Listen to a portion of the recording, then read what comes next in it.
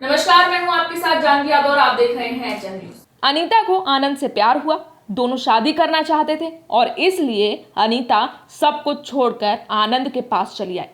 आखिरी सांस तक एक पल भी अनीता समझ नहीं सकी कि प्यार का तो जाल था, शादी एक सपना थी, क्योंकि बात उसकी जान जाने तक पहुंचने वाली थी। अनीता बॉयफ्रेंड आनंद से बातचीत करने के बाद शादी करने के लिए अपने घर से भागी थी।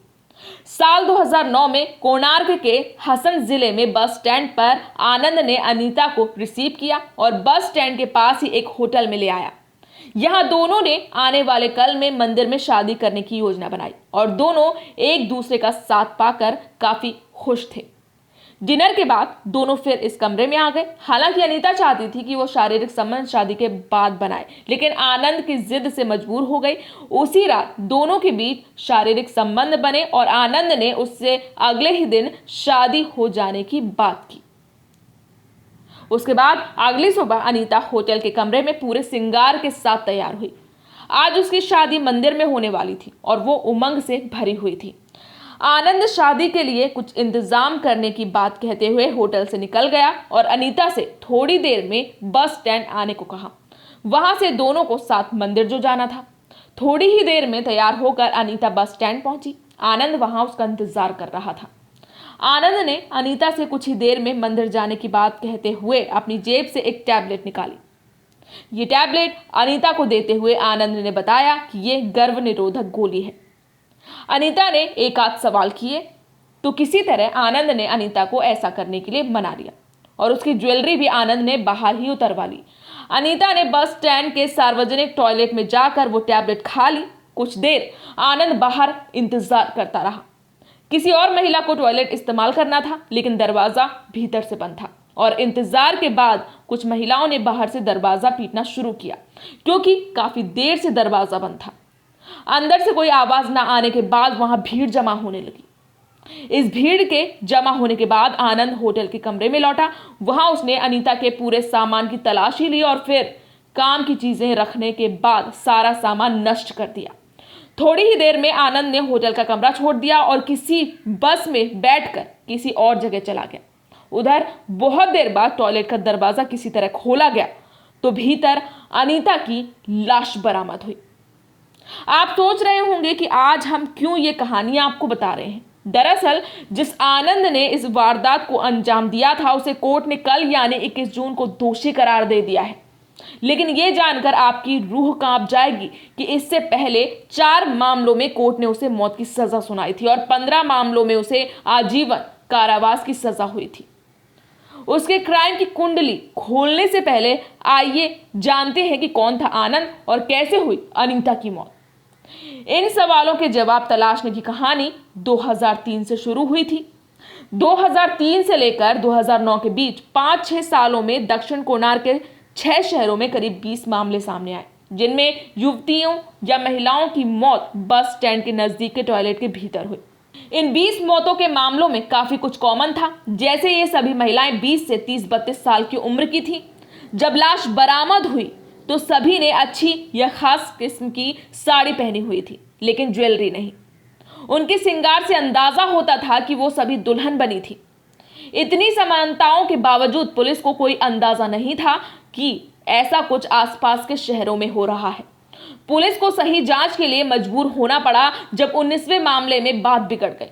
16 जून 2009 को बंटवाल से 22 साल की अनीता गायब हुई तो हंगामा हो गया। उसके समुदाय के लोगों ने अनीता की गुमशुदगी को सांप्रदायिक रंग दिया और किसी मुस्लिम लड़के पर उसे भगा ले जाने का शक जताया। इसी हंगामे में पुलिस स्टेशन जलाने तक की धमकी इस भीड़ ने दे डाली। तब जाकर पुलिस ने 1 महीने के भीतर केस सुलझाने का वादा किया। इसके बाद पुलिस ने तहकीकात शुरू की तो अनीता के फोन कॉल के जरिए एक और युवती कावेरी के बारे में पता चला। पुलिस को हैरानी हुई क्योंकि कावेरी भी गायब थी। कावेरी केस की जांच से लिंक मिला एक और युवती पुष्पा का। ताज्जुब की बात तो यह है कि वो भी गायब हो चुकी थी। ऐसे ही पुलिस को एक के बाद एक कई युवतियों के गायब होने की सूचनाएं मिली और तस्वीर एक हद तक साफ नजर आने लगी।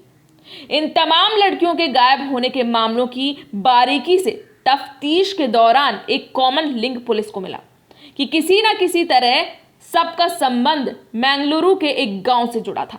इस गांव से कभी ना कभी इन गायब हुई लड़कियों को फोन किया गया था या उन्होंने यहां किसी को फोन किया था। अब पुलिस को शक था कि यहां से कोई सेक्स रैकेट संचालित होता है और लड़कियों को इस धंधे में झोंक दिया गया है।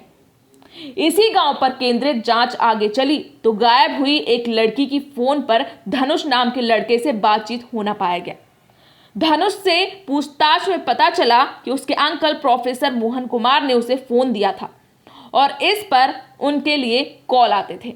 अब मोहन की तलाश हुई तो पाया गया कि उन दिनों मोहन बंटवाल की ही एक और लड़की सुमित्रा से फोन पर लंबी बातचीत कर रहा था। पुलिस जब मोहन के पास पहुंची तो जो खुलासा हुआ उसे सुनकर पुलिस के भी होश उड़ गए।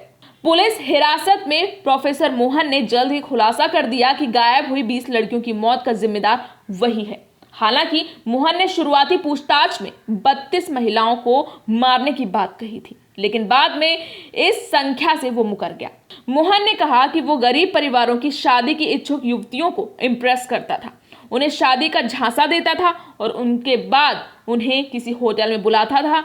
वहां उनके साथ शारीरिक संबंध बनाने के बाद शादी का प्लान बनाता था। इसके बाद किसी बहाने से सार्वजनिक रेस्टरूम में उन्हें गर्भ निरोधक गोली खाने के लिए राजी कर लेता था। विज्ञान का शिक्षक रहा मोहन इन गोलियों में पहले ही साइनाइड मिला दिया करता था, जिससे गोली खाते ही युवतियों की तुरंत मौत हो जाती थी। फिर वो होटल रूम में जाकर इन लड़कियों की ज्वेलरी और कीमती सामान ले जाकर चंपत हो जाता था। इसके अलावा शातिर मोहन हर बार हर अलग लड़की से आनंद, भास्कर, स्वामी जैसे अलग अलग नामों से मिला करता था।